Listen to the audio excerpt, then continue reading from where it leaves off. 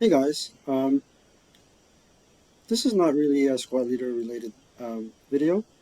What I want to bring to you today is a video about our little road trip to Ottawa last Memorial Day. And it was a very interesting trip. Um, I took the boys and their mom over to Ottawa on Remembrance Day, and it was really inspirational to go on this road trip and to be traveling on the Highway of Heroes and listen to the dedication on Ottawa's Alt Rock Station um, for our veterans. Um, even though it was an alt rock station, they all took the time. Everybody took the time to pay their respects. The other thing that was really interesting about our trip was that there was a war game exhibition, and it will continue to run until the end of December. And I found that out because I watched Dan Pankandali, Colonel Dan, on No Enemies Here, and he was saying he wanted to go. Well, I had to go. I had to go because we've always been going to the War Museum, and this was an opportunity of a lifetime because, well, November 11th fell on a weekend, and what better time to take a road trip than on the weekend? And let me show you what I found. You'll be surprised at the type of war games that they had there. First and foremost, as you're entering the exhibition, there is, of course, uh, photographs of how our military uses war games. And I know that the U.S. military also has, and the U.K. Has war games in their planning uh, and how they plan attacks and whatnot. And there's also quite a few universities that have wargaming as a discipline. Georgetown, in particular. And here's our military playing the first one of the first ever war games, a game of chess, because again, it teaches strategy and tactics and flanking and whatnot. Um, this was, I guess, an antique war game, Allied naval units, assorted naval units. Very interesting. This was, in fact, called the war game, and it has your tweezers, you have your control flags, I guess cotton to represent smoke, um, and a die. And this is the turn track, or what we call the phase wheel in Advanced Squad Leader. I'm going to try and associate everything to Squad Leader somehow. All right, and here's how everything looks.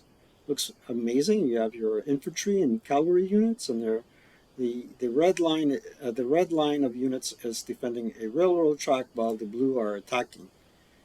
And it looks like you're pressed for time to do your turn. Better close up. Forgive me if some of the photos are not clear. Toy soldiers, of course, tin soldiers. And here's a picture or a painting of a Corvette rhyming a U-boat. And I'm very fond of Corvettes. I have two books on Corvettes. One is about the Agastus, and the other one is a history of the Royal Canadian Navy from 1939 to 1945. And of course, as the war evolved, they got hedgehogs, and they proved to be very deadly against U-boats. And this appears to be a German war game. And I've always said this, forgive me, I cannot pronounce one German word. Why Farkennechen England? England? Ein Kriegsspiel von U-Booten und Fliegern. Well, Kriegspiel, I guess that's war game. Anyway. And here's the map of the war game, encircling of England, I suppose. I saw a little, NAZI symbol there. Oh well. And look how interesting the counters are. And what is even more interesting is that they have accurate pictograms of or profile pictures of their adversaries: Ark Royal, Hood, Repulse, and Courageous. Flake. Uh, this is a four-way battleship game. So you're reading off coordinates, I suppose, and trying to hit the opposing player. And the game that started all, Tactics 2 by Avalon Hill, a company that I'm very fond of. 12 years and older, and a lot of people got their baptism of fire in wargaming using this game. Of course, I didn't, but I knew a couple of folks that owned the game back in the day. West End Games, Fireteam, Modern Squad Level Command by John Southern. That was featured there as well. I guess that's the map. And here's a closer look of the map. And Flight Leader by Avalon Hill as well. And this is the aircraft status card. Dungeons and Dragons. My eldest son was fascinated with this, and I did let him know that TSR was the publisher. And for those of you that don't know what TSR stood for, it's Tactical Studies Rules. That's the first booklet. Now you got whole books that are thick encyclopedias worth of Dungeon and Dragon rules. And here are some Soviet war games: Plataki and Mars.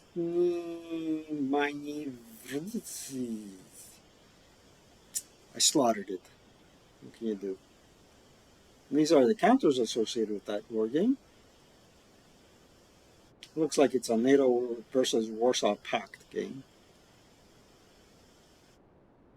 Here's a guess what it's associated with our box. This was a Canadian war game map. Interesting how it was manufactured. Looks like it's made out of foam or wood, maybe vacuum formed. Contact, the Canadian Army Tactical Training War Game, 1980. And this is a GMT game, A Distant Plane. Yep. Very interesting how it looks on the, when it's all laid out and everything. Some of your basic wood blocks and roundels. And this is actually a naval war game conducted by the military, by the Navy. And these are scale subs and a scale warship. And this is dedicated to Pete Pollard and Michael Power, my two buddies from U.S. Navy veterans. I did say to Pete lately, instead of playing squad here, should be on all fours down on the floor playing war games, naval war games. That's usually how they played them, and I found that out the hard way. I was doing some research to design my own war game, Cape Matapan, and also was interested in how the games were played out, and apparently they were literally played out on the floors of large living room areas or dining rooms. And here's a sample of that. And this is actually uh, their actual World War II naval officers, Canadian naval officers there, sailors. And here's a plan for uh, avoiding or encircling um, uh, U-boats. I was drawn up by hand.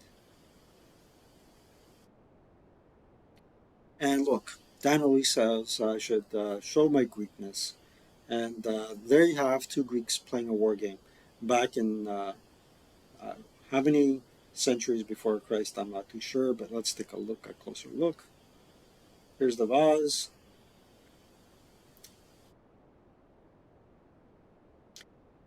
This 2,500-year-old decorated amphora, a ceramic vessel, lecture features two Greek heroes of the Trojan War, Achilles and Ajax, leaning on their spears as they play a game. They may be playing Petita, a game of skill in which players attempted to entrap their opponent's pieces. Interesting. Interesting in the sense that it shows a skill in mathematics because games are a form of math. Here's my son, my eldest son, looking at uh, early Haida weapons, um, natives to BC, I suppose. And we've been going to the War Museum ever since he was a kid, a small toddler. And now you see that they've changed and they have a deeper appreciation of the exhibits and even do the reading. So it was a great educational experience. There's a Haida warriors, I suppose. And this is an Iroquois village with longhouses. An Iroquois plain. Guess this is a musket.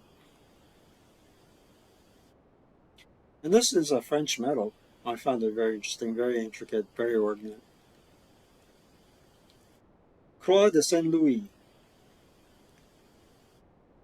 La Croix de Saint-Louis constituait le plus grand honneur pour service exceptionnel remis aux officiers français en poste dans les colonies. So, the Medal Order of St. Louis, Tilson Memorial Collection of Canadian military medals, highest honor for distinguished service by French officers in the colonies.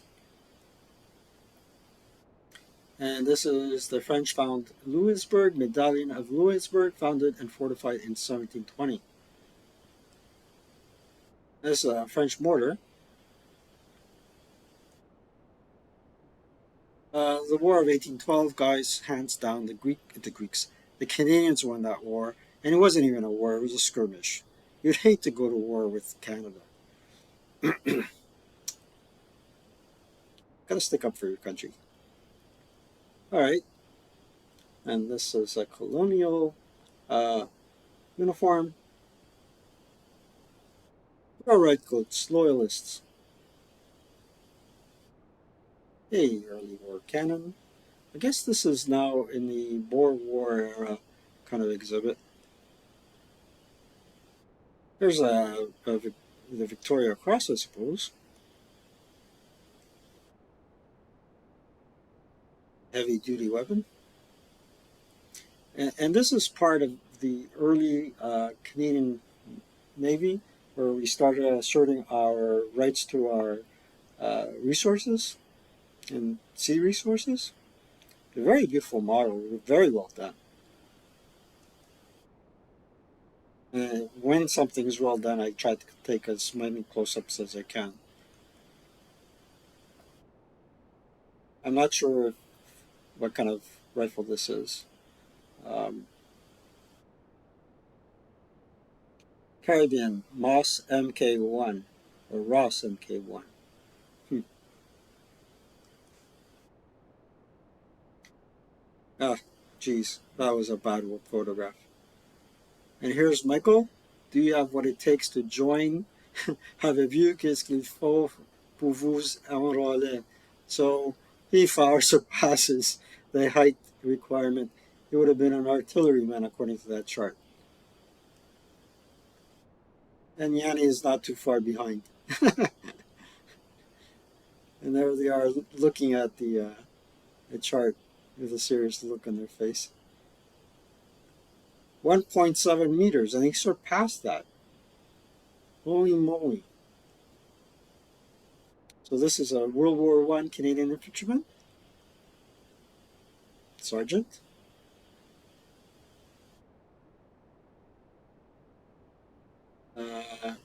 Fire and trial. The deuxième bataille de Ypres. My cousin it. No, actually, this is very horrendous, actually. It's a gas mask, and that all to say that there was a a, a, a, a war with gas on the Western Front, and people took measures against that. I remember one of my teachers was a, the son of a World War One veteran that got inflicted with a chemical wound, chlorine actually, and due to that, my teacher was born with a unusual deformity. One of his eyes was brown and the other one was blue, due to the fact that his father uh, got hit with gas.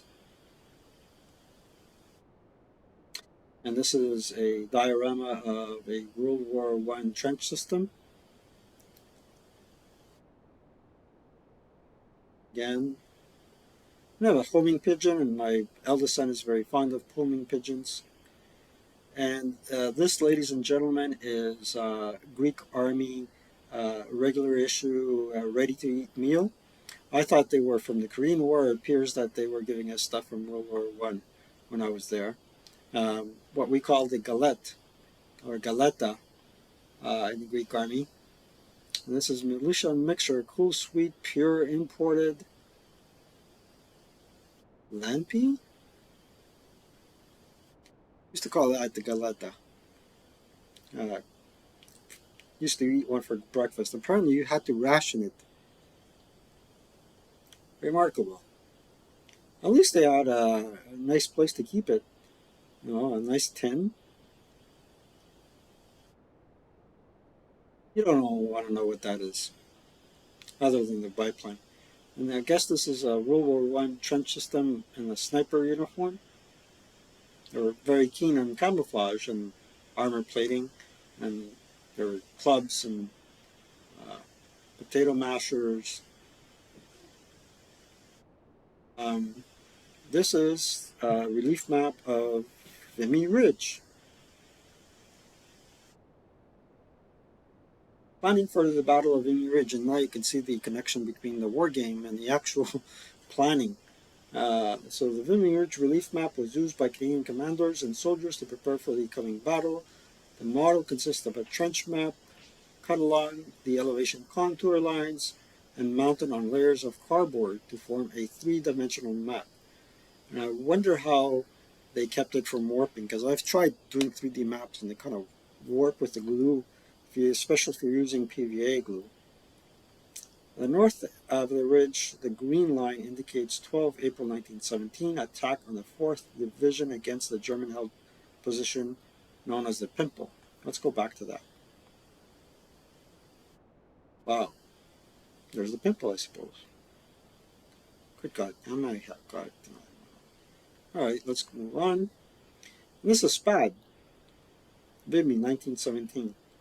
It's really remarkable to see the actual wingspan, and it fits in a room. I like the detail on the engine. I'm talking as if it's a model, it's the actual thing. Big howitzer. Vimy 11 line. Oh, this happens sometimes to artillery guns. That's why I don't like artillery. And this is a nose cone, actually. And it looks like, you know, it's not too far from how paper models are made. It's remarkable. A Lewis gun.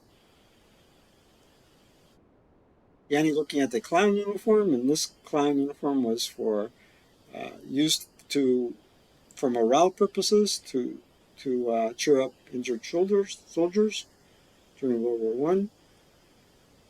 Send in the clown. Sergeant Major Robert Holmes wore this clown outfit in the Khaki Follies, a music hall style show put on in Toronto to entertain hospitalized soldiers from 1917 to 1919. In France or Belgium, performers used handcrafted clown suits like this one in many of the skits for the soldiers behind the front lines. And this is a teddy bear. And this is part of the exhibit of the trench system. And you can actually move through a model trench and see how gruesome everything looked like, and especially when you see folks buried in the mud. surgical instruments from World War One, a couple of rifles from World War One, and machine guns. And this was one of the first tanks, busting through trenches, bridge building, engineers. You don't want to know whose car that is. Suffice it to say, it had a couple of bullet holes in it.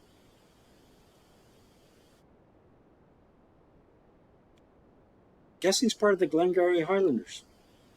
World War II. A pilot's uniform. And this is part of the Royal Canadian Air Force training airplanes. And this is the famous Texan, Moth. And this is the avionics of a reconnaissance, I believe a reconnaissance plane. This is a World War II trainer. Somewhere in the net, there's a model, a free model, paper model of this somewhere.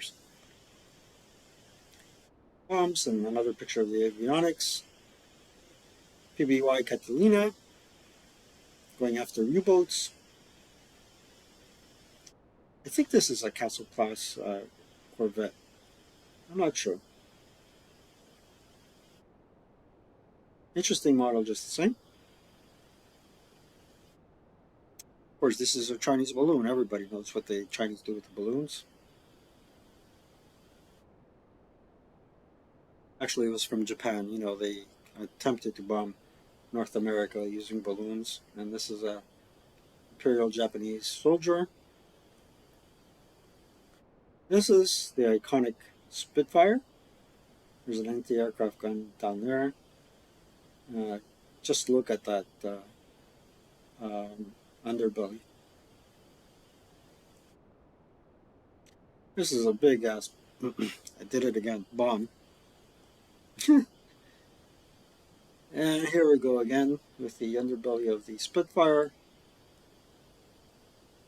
The Havilland Mosquito, ME 109. And the Stoke. And here's a hole. There's damage done from explosion. Took more than one hit actually. There's a hole here. It actually may have gotten a near miss there as well. I guess the shell went through here, exited from there. Another one hit it here. Really, really amazing. See such heavy equipment and get damages if they were made of paper.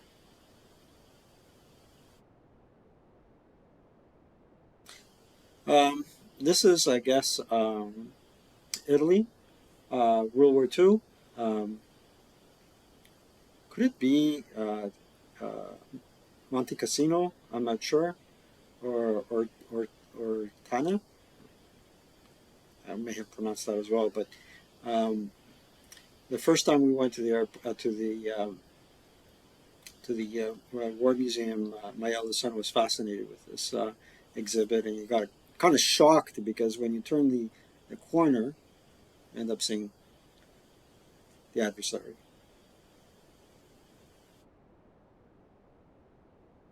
Nice Piat. Comes with 3 rockets and a sack to hold it.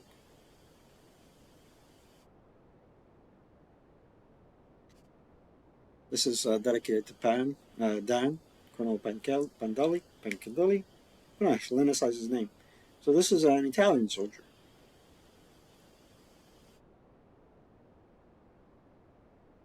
These are the rugged Sicilian landscape. There you go. Mortar, a Brenda machine gun.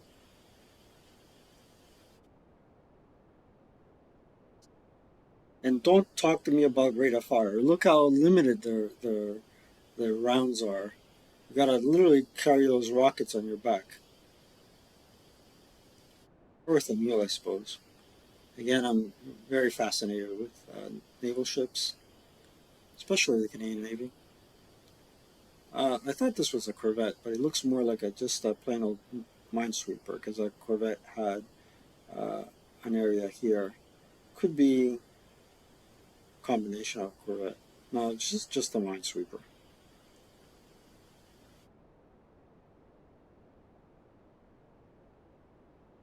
And here's your Sherman. I'm not. It looks like a Firefly because the barrel is long, and I took a lot of photos of it because we're building with my son a model of this tank. Uh, and it's funny that this thing has rubber here.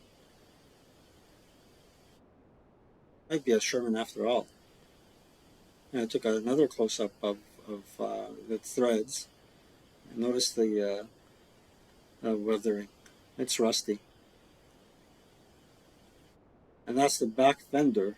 Because for the life of me, I'm building a Dragon 135 uh, scale model, and I'm not too sure how that last part fit. The dragon rules, the dragon instructions were not that clear. Another photo of the rear. Here's a more clear picture. Very interesting. Nibble warfare. And your Pack 40.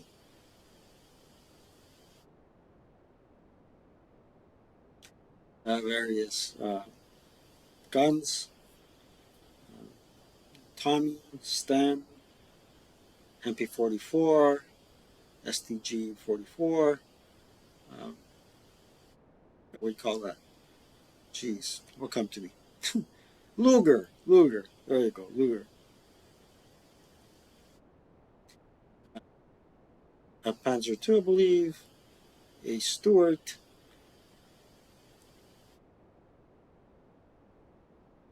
A Churchill. I believe it's a Churchill. Uh, Starts with the H. This is a Churchill. T-34. This is your Firefly. And a Panther. The Lee. And this is your Priest and your either a Churchill, either a Sherman or a Firefly. Canadian warplane from the 70s or 60s. These are the Leopards. I think there are different types of Leopards. This is a French tank. Croix de Guerre, everyone. A close up of another Leopard. Second World War or Korea, I believe. Uniform. Air power. Puissance aérienne. So this is the type of rockets that were used in the D-Day invasion by airplanes to knock out tanks and other ground targets. Here's my son taking a look down the barrel of a Bren carrier, and this is clearly Canadian. You can't stop the bullets, buddy. There's my other son taking a picture of him. A Willys Jeep. I guess this is a British paratrooper. And a medical kit. I believe we're fast tracking to post World War II.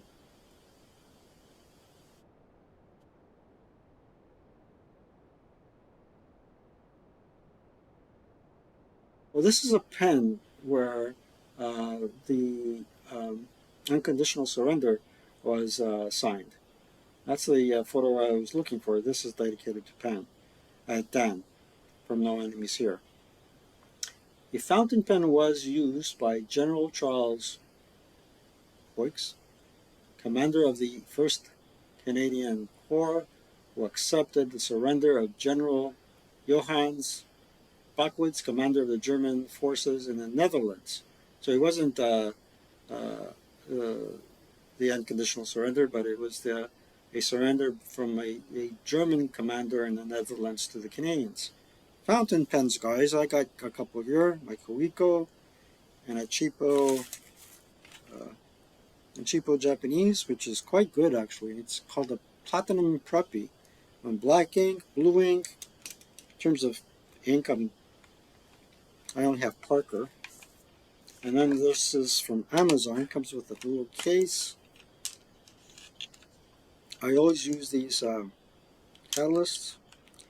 And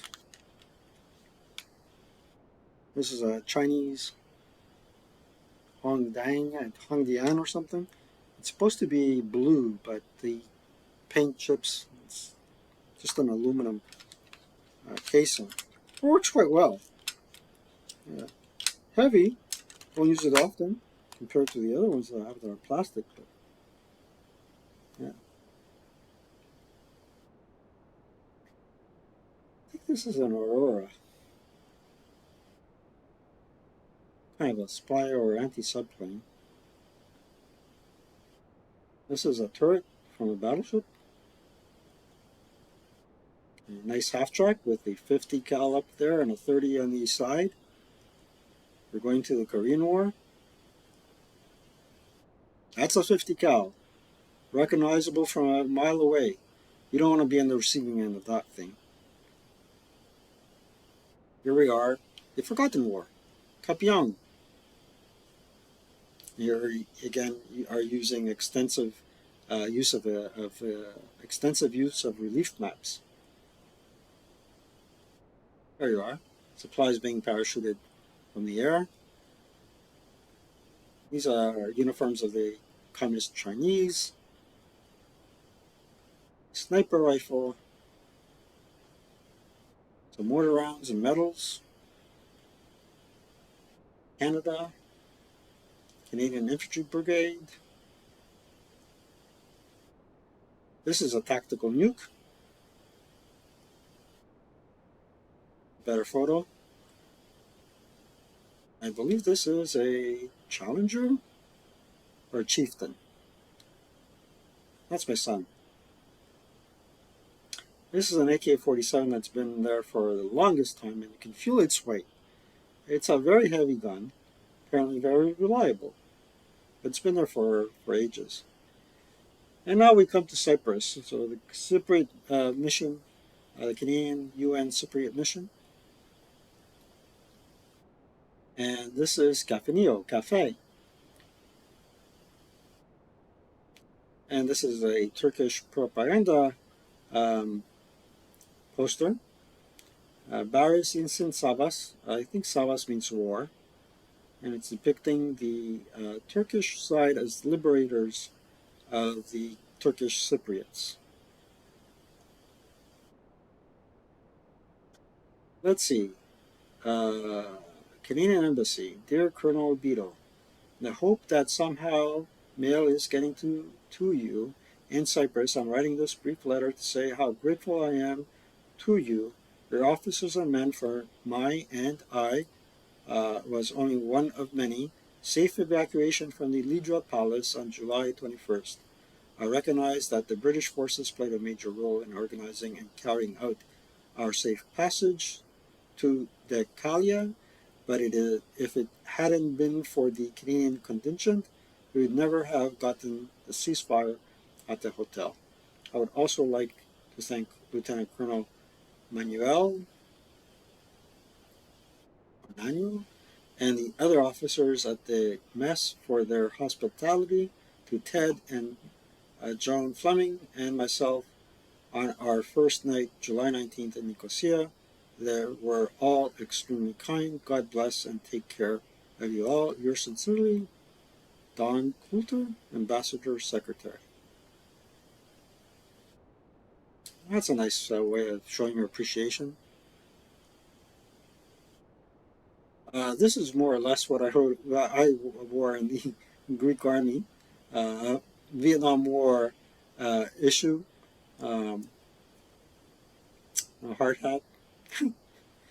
Save the boots, we had all leather boots. and tiger stripe fatigues. But take that helmet and this bulletproof vest, and you're dealing with a load of weight on your shoulders and your head.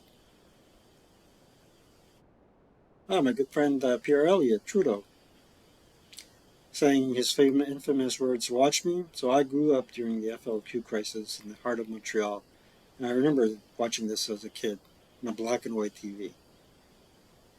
Here he is, being uh, somebody being very fond and endearing of him, and I guess this contraption was to blow up bombs.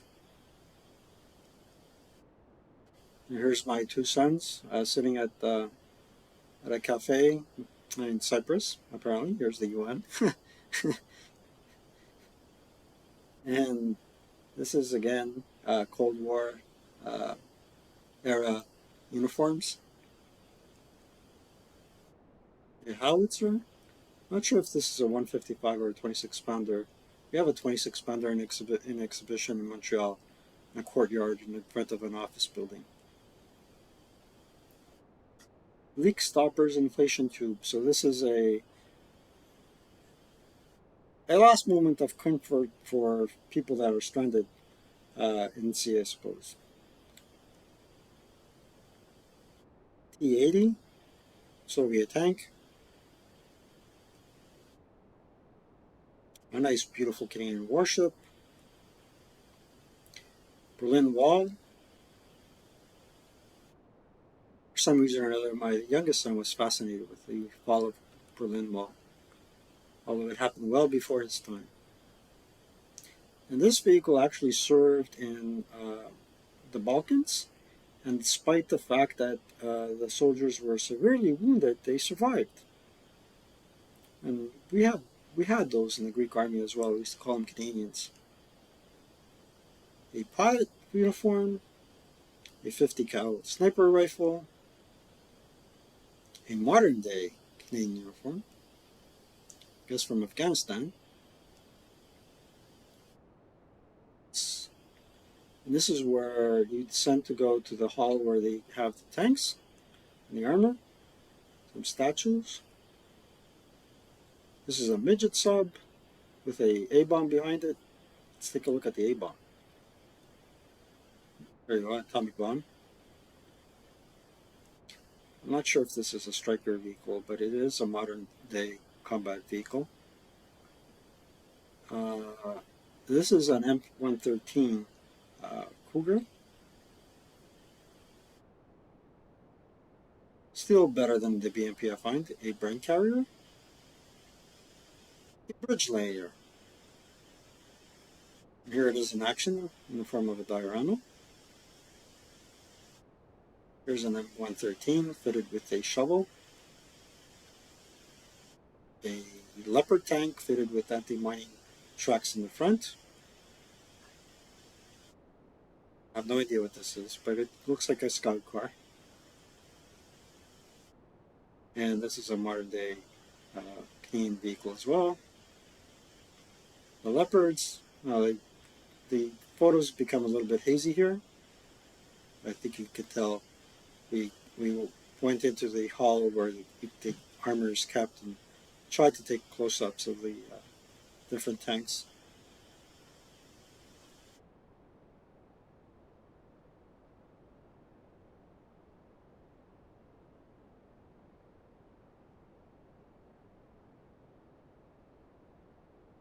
Canadian half-truck. Inspecting the howitzer. And that's the last photograph, folks. Listen, thanks for joining me. And again, I'm fascinated with how the channel is growing. Um, Sometimes people subscribe and unsubscribe quite quickly, but hey, it is what it is. I'm not doing this for the views or for money. It's just an extension of my hobby, and I hope to come up with better content in the future. Let me know how you like this video, and have a great week ahead, everyone. Be kind to everyone. Thank you for viewing, and again, thanks to everyone, from those that were here from the get-go and those that are new. Take care and have a good one.